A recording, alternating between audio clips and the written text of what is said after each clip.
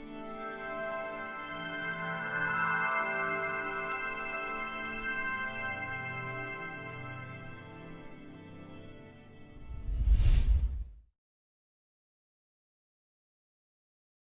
name is Rima Hibrawi, and I'm an intern here at the Center of Global Affairs. And this is the third panel we've had, and it's getting better and better. Every time we have speakers, we have more and more debate. And with that note, I'd like to introduce our moderator for today, His Excellency Tunde Adetunji, the President and CEO of the Africa Heritage Foundation, the Africa World Museum and Center, and the Africa Radio and Television Dateline Africa in Atlanta.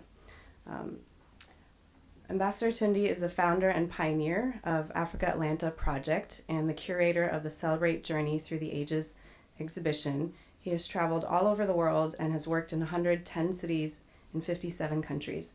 Please welcome our moderator for today. Good afternoon and welcome to the recession, Africa Solution to African Problems. This is the hot debate that is going globally now. I am Ambassador Tunde Adetunji. I'm the chair of the Africa Heritage Center in Atlanta, Georgia, and we have about 50 universities that is actually discussing right now Africa. There is a difference from the statement of truth and the true statement. The true statement is Africa matters. Africa is the future. And Africa is a continent of possibilities. Well, why does it remain elusive in the global economy?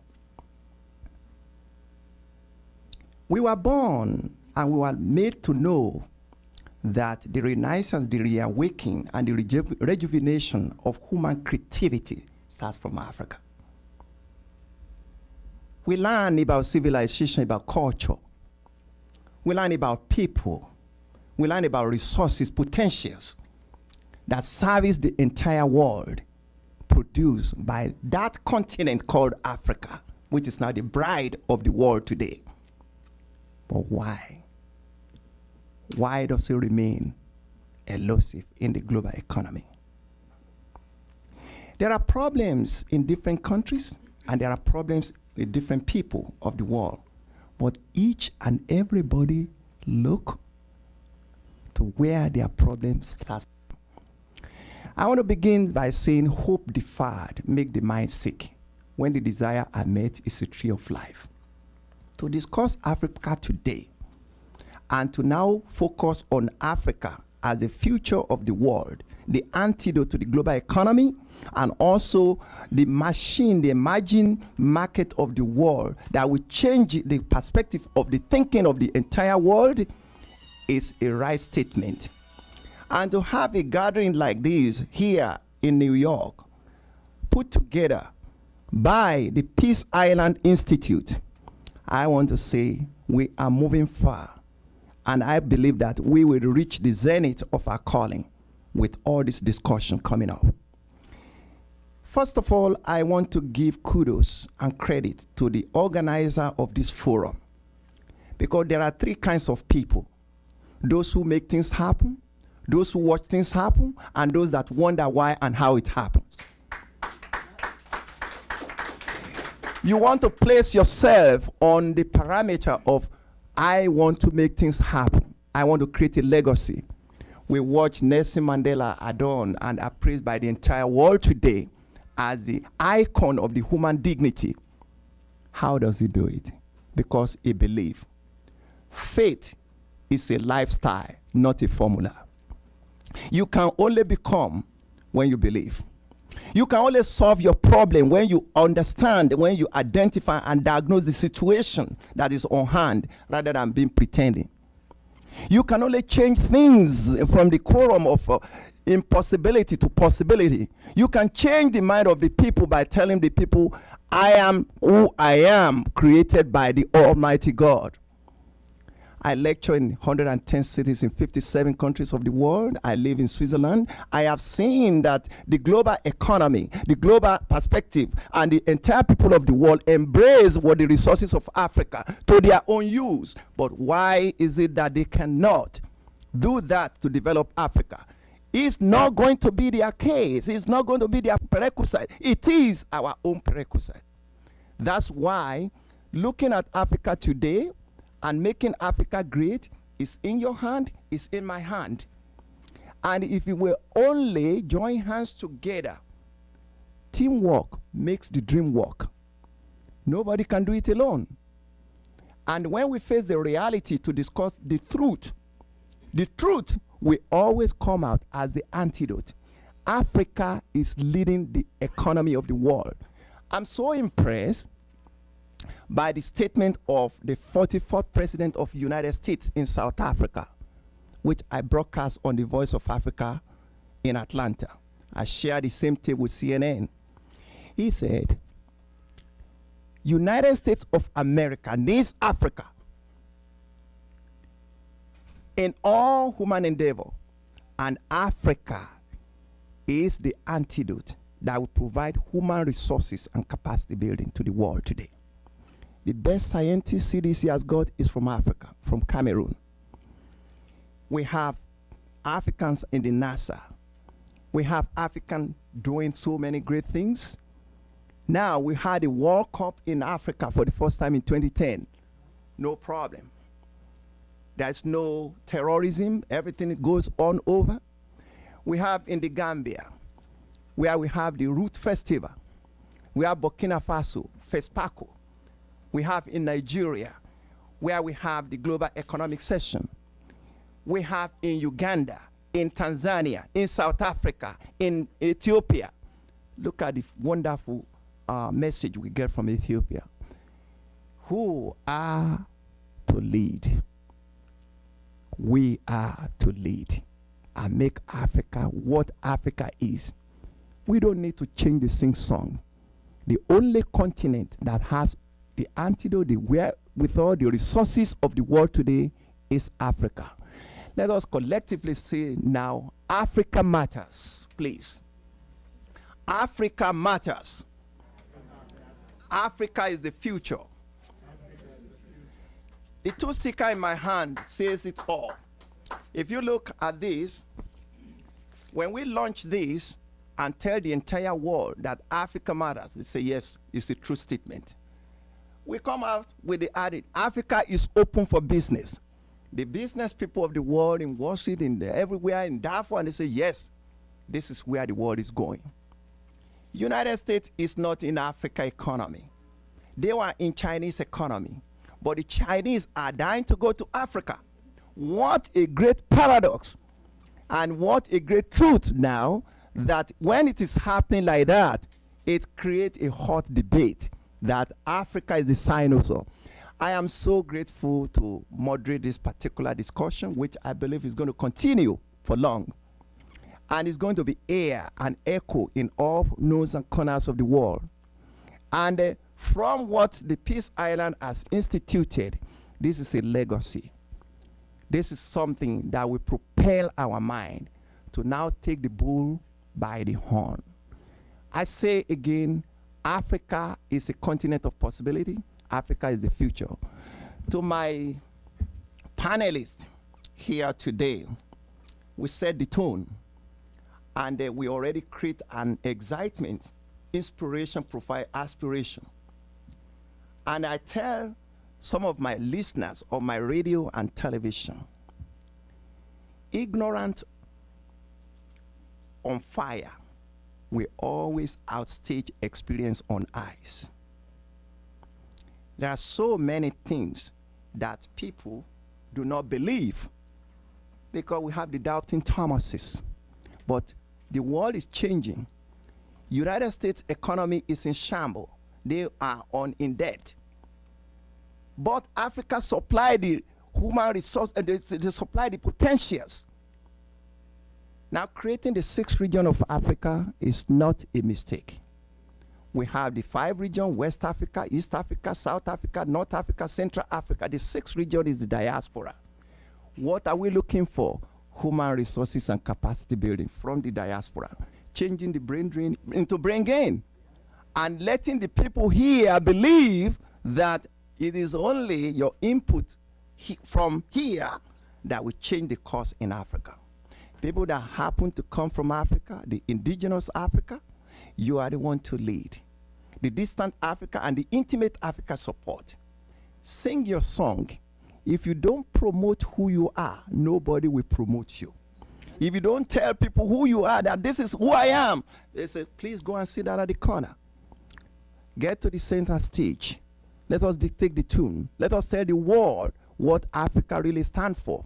And that's why I want to congratulate this gathering today. This is a very, very impressive gathering.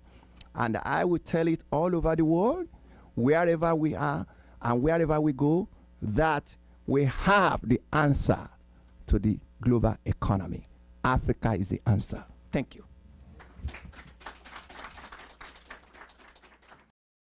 The ambassador of Botswana, looking at Africa in the right perspective, we want to give you the opportunity to now educate the masses here and tell the entire world, not in this room, outside there, because after watching this, you see a lot of students tweeting and getting the message across.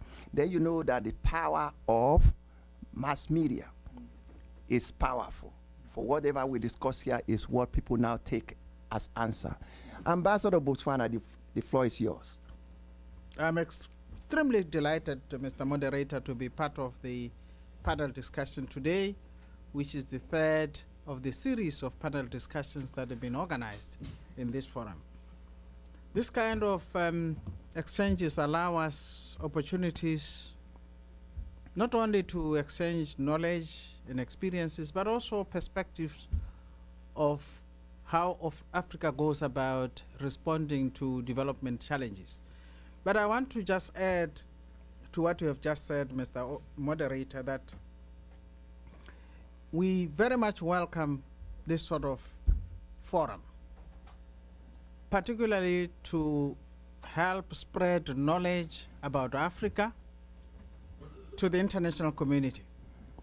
Africa happens to have suffered from many years of negative publicity from the international press. The only thing people remember from the international press about Africa is that it's a continent of wars and conflicts and poverty. But things have changed. Africa is a land of opportunities and challenges, and the world needs to go out there to exploit those challenges and opportunities, and so that we can put the difficult days of negative publicity behind us. You have just rightly said, Mr. Chairman, Mr. Moderator, that Africa has just offered a global citizen in the person of the late Nelson Mandela. That's no mean achievement. If Africa can offer and produce a global citizen of that stature, that's no mean achievement, and we should capitalize on that achievement and the legacy that Nelson Mandela left. Mr. Moderator, it is true that Africa has increasingly taken control of its destiny. It is true that in Africa today, there is a recognition of the need for Africa to increasingly assume responsibility for working out solutions for its own problems. We have now, Africa is almost 50 years after the founding of the OAU, which has since been transformed into the African Union. And 50 years from now going forward, the African Union has come up with Vision 2063, which is aspirational, to project the image of Africa 50 years from now, the kind of Africa that we should see in the next 50 years. An Africa which is peaceful, an Africa which is prosperous, free of disease, an Africa which enjoys peace and security, which is very true. And then in the area of international trade, there is a genuine desire on the part of Africa for Africa to become an important player also in the global economy. As African economies, we are keen to contribute to the global economy and to be integrated into the global economy. That is why, as Africa, we view the Doha round of trade negotiations as extremely important. Now, I want to also make the point that over the last couple of years, most African countries have undertaken genuine reforms of their political and economic systems. In the political sphere, we have seen increasing democratization throughout the African continent. Most African countries have become liberal democracies. Most of them have also, in the economic sphere, they have adopted free market economies and making genuine efforts to improve the living conditions of their people. There has also been massive public investment in infrastructure, in the building of schools, health facilities, and also a genuine effort to improve the living conditions of the poor. And giving particular attention to services such as education, health, and paying attention to the situation of vulnerable groups, especially women and children. We very much commend this, Mr. Chairman. I am conscious of the time, but let me mention one area where there has been a significant manifestation of the philosophy of Africa's solutions to African problems. This is the area of peace and security, a very fundamental area. Here, Mr. Chairman, Africa has increasingly assumed responsibility for finding solutions to its civil wars, to its conflicts, by using the resources, the opportunities within Africa itself. What we have seen over the last couple of years is that mediation efforts are mainly aimed at supporting the internal parties to the conflict to find a solution to themselves. And the international community comes in to support those efforts. There's been tremendous success in this area. And I can give you examples in Africa, in Burundi, represented by my brother at the far end of the table. We have seen this in Liberia. We have seen this in Sierra Leone. We have seen this in the Sudan, which today is two separate countries. We continue to see this in Somalia. This approach of African solutions to African problems has worked very effectively in those examples. There are many other examples, but in the area of peace and security, we have those examples. Now, there is the area of development. Yes, African countries have increasingly assumed responsibility for their development challenges, and these are numerous. What we have seen in this area, taking an example of a small country like Botswana, where I come from, major efforts have been made at a national level to develop infrastructure, to develop the health and education system of the country, with a sizable portion of the budget being devoted towards the social services sector. This is what most African countries are doing. They are devoting quite a sizable portion of their budgets to what matters most, to the mouths of their people. Health, education, women empowerment, and also in recent years, paying increasing attention to the situation of persons with disabilities. Well, let me also say, from the early stages of our independence as African countries, I don't want to talk about Botswana generally, but we relied extensively on official development assistance. It was inevitable that we would do so.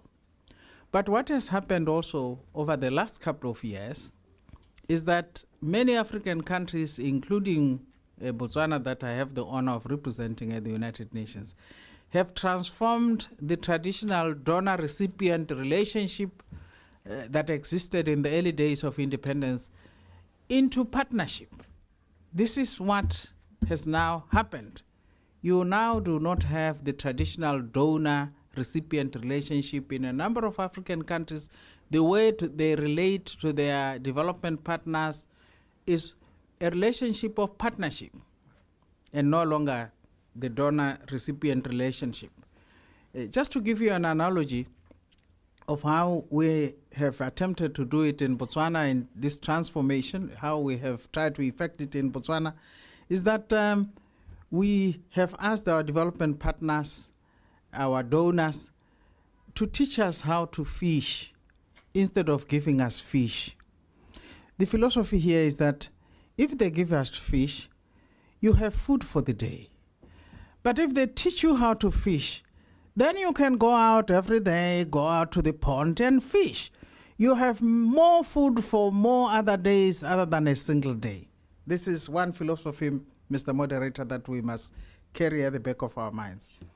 Then the issue of public-private partnership is very important.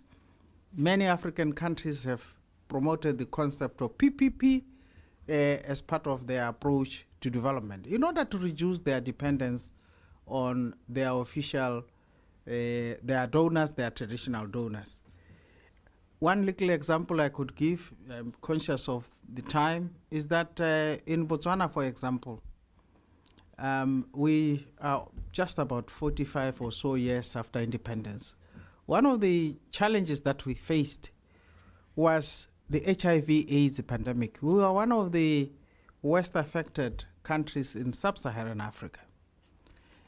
And because of that major challenge, the government took a decision to put in a substantial portion of our domestic resources, our domestic budget, into acquisition of antiretroviral therapy to respond to the problem. And that was a significant response to a public health emergency that confronted that. But the government then took this decision that we are going to finance it out of our public resources. We became one of the very first African countries to come up with a publicly funded antiretroviral program, where there were a few sister countries in Africa that were confronted with these challenges ahead of us, but we became one of the very first to deliberately come up with a public funding to respond to the HIV/AIDS, and it's an experience about which we are very proud. Finally, many African countries, just like us in Botswana, similar to the continental vision of 2063, in Botswana we also have a national vision, Vision 2016, which is aspirational. We have a way of looking into the future and seeing where we would like to take our country, what kind of society we would can. We are very eager that in future, in 2016 happens to be the time when we will be celebrating 50th anniversary of our independence. We would like to be a peaceful and prosperous society.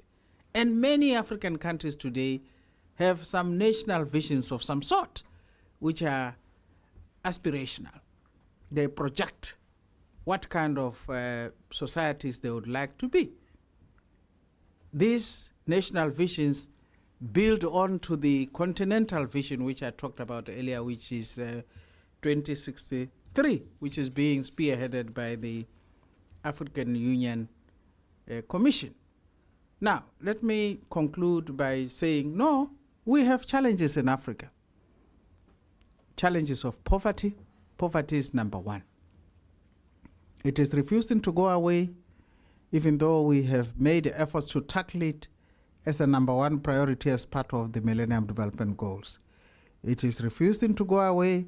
We are picking up every little weapon that we can pick up to throw at this problem. But one day we will be able to push it back quite significantly with the support of the international community. There is unemployment as another challenge, particularly amongst our youth. As we have heard, the youth are our future. We need to invest in them, in that they are the very people that we will be relying on to take forward the African continent. Many of our economies are mono economies. We are heavily dependent on single commodities, and we have a very narrow economic base. So the challenge is economic diversification so that we can expand the narrow economic base of our economies. And that is something that we will embark on as future. And of course, there are challenges of climate change. Climate change is quite a challenge in Africa in that it impacts on a whole variety of activities in life. It impacts on health. It impacts on food and energy security. It impacts on a whole range of whatever we are trying to achieve in our development efforts. So, Chair, Mr. Moderator, let me just go that far. Of course, conscious of the time, and to thank you very much for the opportunity that you have created for us to be in this Ambassador series. And I want to encourage the Peace Institute together with the Writers Association, Journalists Association to continue this effort of spreading information about Africa, to try and defray the negative image that the continent has suffered, mainly due to the bad publicity that the continent has had over the years from the international press. And thank you very much, Mr. Moderator.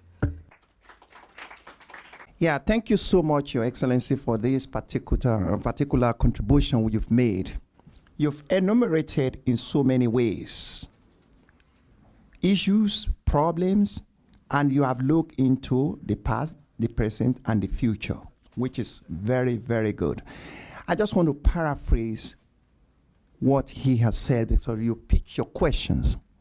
Now, for what you have used as an example, as a case study, we see that he does not shy away from the issues of problems. He mentioned so many problems that actually confronted Botswana, and he also looked at the global solution and the immediate effect of what we can do to handle our own affairs. Because of time, I know that when the question and answers comes, I will also enumerate some of the things you have said, but for people that have listened to the Ambassador of Botswana, you see that this is a very hot debate that comes at the nick of time. And I'm very happy to have beautiful faces here today who are very much willing to contribute their own ideas to this solution. Understanding make outstanding. And that's where we are going. Your Excellency, we want to thank you for this submission you've made. And I believe that we're going to take you on some of the issues. So let's give him a round of applause, please. We pitch our tent on the Ambassador of Chad, always sitting in the middle. Yes, we know what Chad represents in Africa. And many of us who have traveled to N'Djamena, maybe you're on holiday, maybe you've just happened to be there by connections, you know that country is viable and is contributing to the global economy. Your Excellency, the issue at hand, which is very hot at the moment, is Africa problems, Africa solutions to Africa problems. From your perspective and from your own area of looking at issues and bringing a solution, what is your submission to this particular topic of the moment?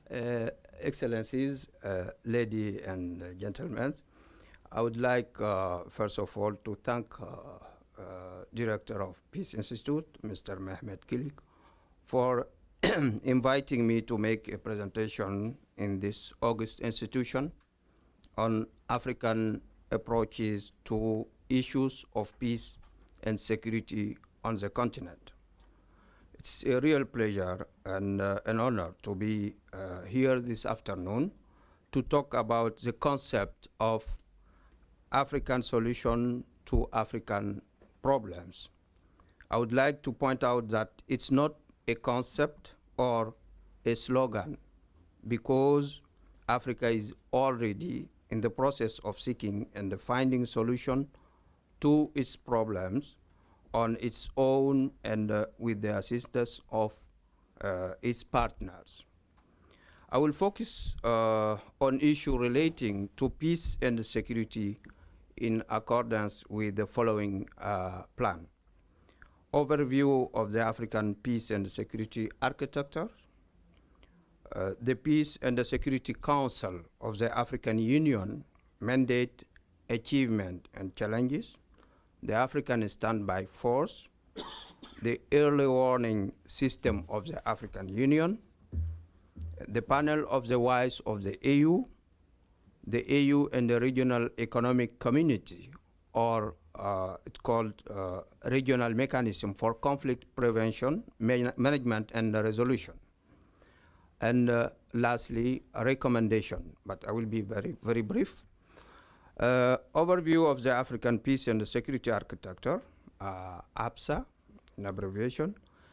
APSA is organized around structure, objectives, principle, and value, and covers a broad agenda in the service of peace and security on early warning and conflict prevention, peace support, and recovery and post-conflict development, consolidation and reconstruction, promotion of democratic practice, good governance, and the respect of human rights, and humanitarian action and disaster management. The protocol relating to the establishment of the Peace and the Security Council of the African Union, adopted in Durban, South Africa in July 2002, which entered into force in December 2003, describes the component of the APSA, it means African Peace and Security Architecture, and their respective responsibilities. The Peace and the Security Council of the African Union, its mandate is designed to serve as a permanent decision body for the prevention, management, and the resolution of conflicts. The Peace and Security Council is a collective security system in charge of conflict and the crisis situation in Africa. The Peace and Security Council is supported by the AU Commission, a panel of the wise, as well as a continental early warning system, and a standby force, and the special fund. The Peace and Security Council is guided by the principal content in the Constitutive Act of the African Union, the United Charter, and the United Nations Charter, and the Universal Declaration of Human Rights. The Peace and Security Council is composed by 15 members, it means 15 states, which elected by the African Union Conference for, among the members, 10 members are elected for 2 years, and the 5 members elected for 3 years. The achievement, field mission, and liaison offices. The African Union, from its creation, has opened 13 liaison offices and could lead more independent field mission, peacekeeping mission, it means, such as the African Union mission in Somalia, AMISOM, the African Union mission in Sudan, AMIS, the International Support Mission in Mali, AFISMA, and the International Support and Stabilization Mission in the Central African Republic, MISCA, or jointly with the UN as UNAMID in Sudan.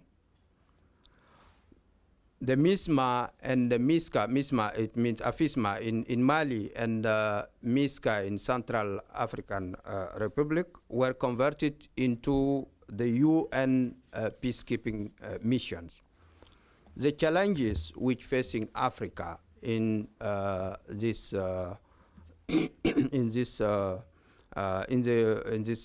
domain, in this sector of peace and security issues, it is lack and unpredictability of funding of peace operation, difficulties of coordination with the United Nations, difficulties in policy coordination and weakness of African member states, external interference, marginalization of the African Union in management of certain crises, and the persistence and complexity of conflicts, Libya, DRC, South Sudan, Central African Republic, etc.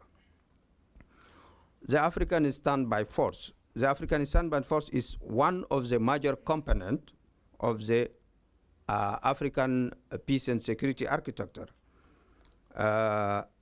It's created, this force is composed of multidisciplinary contingent with civilian and military component stationed in their countries of origin and ready for rapid deployment as appropriated.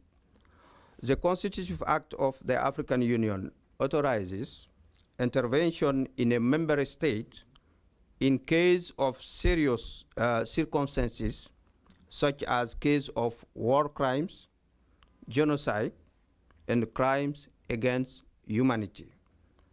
Given the technical and political difficulties in the implementation of the African Standby Force by the 2015 deadline, the AU summit held in January 2014 in Addis Ababa, pending the full operationalization of the African peace and security architecture, decided to create the African capacity for immediate response to crisis, ACIRC, as a transitional measure event, though it is not unanimously accepted.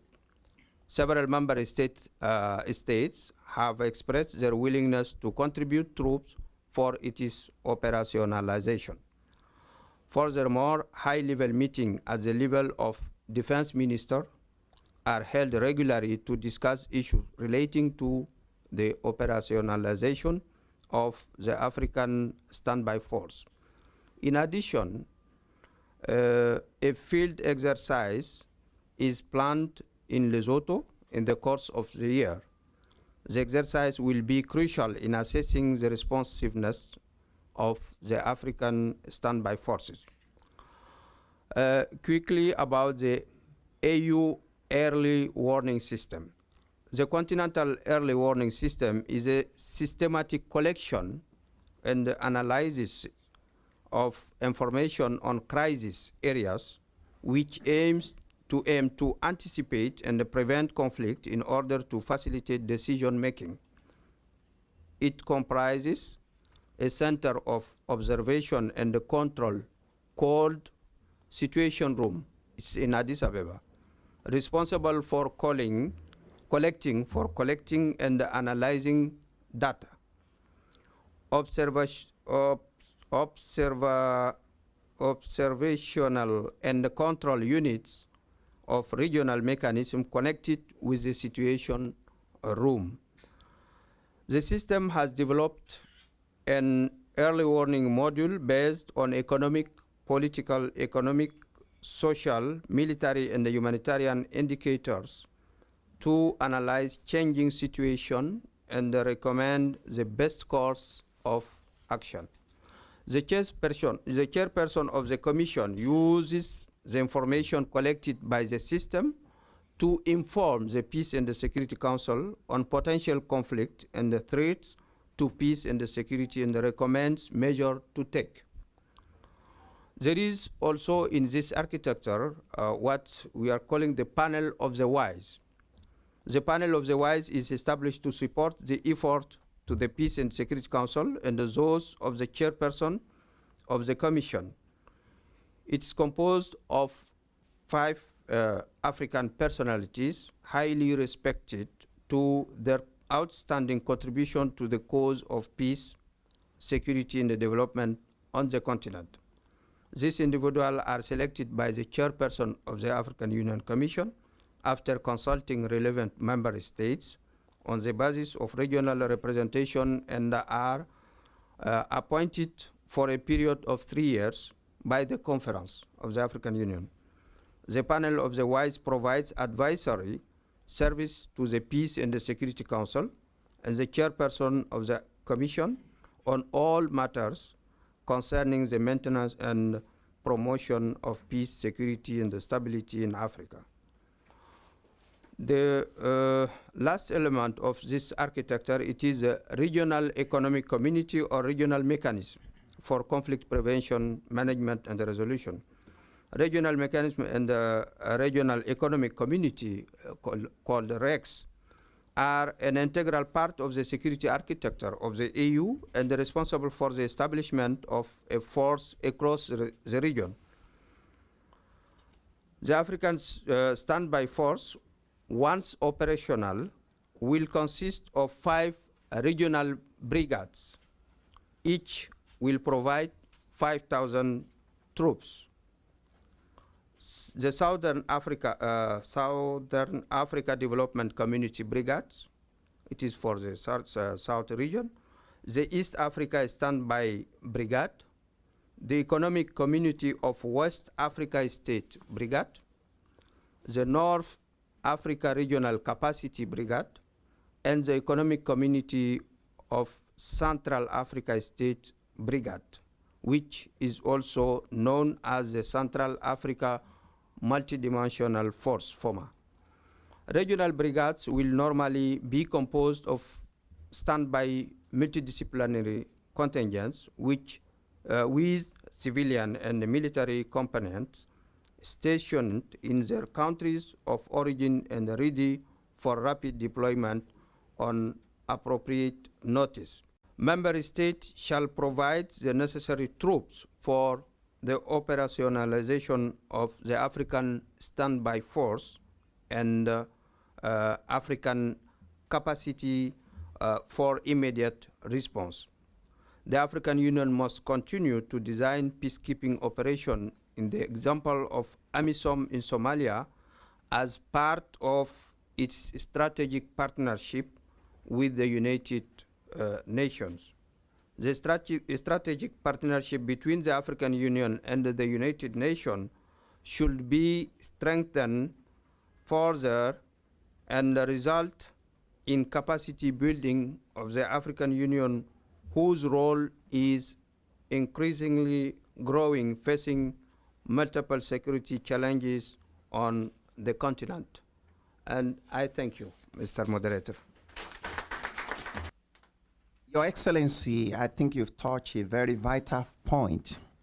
Without peace and security, there is no way we can talk of progress and development.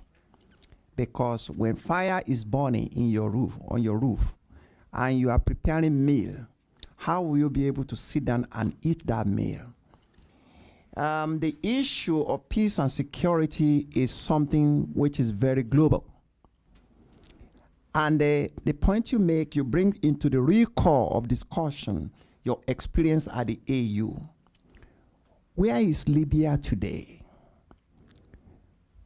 What is happening to Egypt today? The Great Pyramids region. And look at Mali. Look at all those areas. Republic of Congo.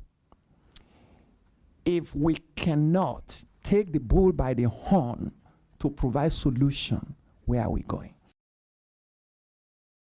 Your Excellency, Ambassador from Burundi, the floor is yours. Burundi is located in what we call Great Lakes region of Africa, East Africa. And the Great Lakes region, we've got 5 countries: Burundi, Rwanda, DRC, Uganda, and Tanzania. You all know that in that region there are conflicts, ethnic-based conflicts, endless. For instance, in our region, you know, Hutus and Tutsis are two belligerent groups since ages. And you would find Hutus and Tutsis in Rwanda, in Burundi, in DRC, in Uganda as well. Let me tell you how to prevent the eruption of conflicts. Though these conflicts sometimes are inevitable. The first thing is good governance. There is no eruption of war, like headaches, like hurting a finger. There is a war because there have been a war before. For instance, in my country, the war erupted after the assassination of elected president in 1993.